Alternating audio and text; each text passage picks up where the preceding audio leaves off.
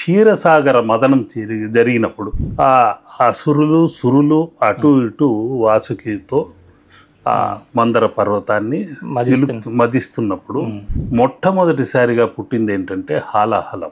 ఈ విధంగా ఎందుకు జరిగింది? ఆ ఆదిశేషువే ఉన్నాడు, ఆ వాసుకి సర్పం ఉంది, ఆ పరమేశ్వరుడు హాలాహలాన్ని తీసుకున్నాడు, ఆ మహావిష్ణువే కూర్మావతారం ఎత్తాడు. ఆటంకాలు ఎందుకయ్యాయి?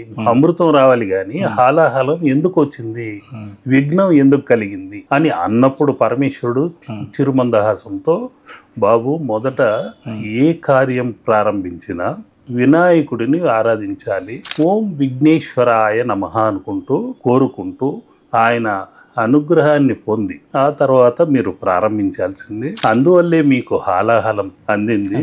కాబట్టి ఆ గణపతిని వేడుకోండి, విఘ్నాలు లేకుండా చేయవయ్యా, ఏదైతే మొదట మాకు మదనం చేసినప్పుడు పుట్టుకొస్తుందో అది నీకే సమర్పించుకుంటాం అనేసరికి వాళ్ళు మళ్ళీ క్షీరసాగర మదనం చేశారు. అక్కడ మహాలక్ష్మి పుట్టుకొచ్చింది.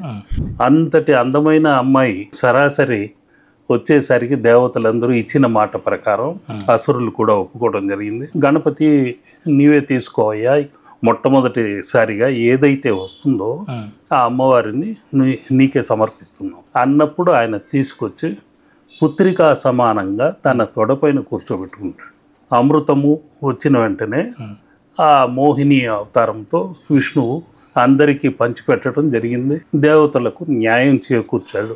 ఆ న్యాయ సమ్మతంగా విష్ణువు పంచిన విధానం చూసి గణపతి ఆనందంగా నవ్వుతూ, నీకు సరి అయిన పత్ని ఈ అమ్మాయి, ఈ లక్ష్మీదేవిని నీకే బహుమానంగా ఇస్తున్నాను అని ఇవ్వటము జరిగింది. లక్ష్మి ఆయనకు భార్య కాదు, కొందరు పొరబడుతుంటారు, పుత్రికా సమానురాలుగా అక్కడ ఉంది.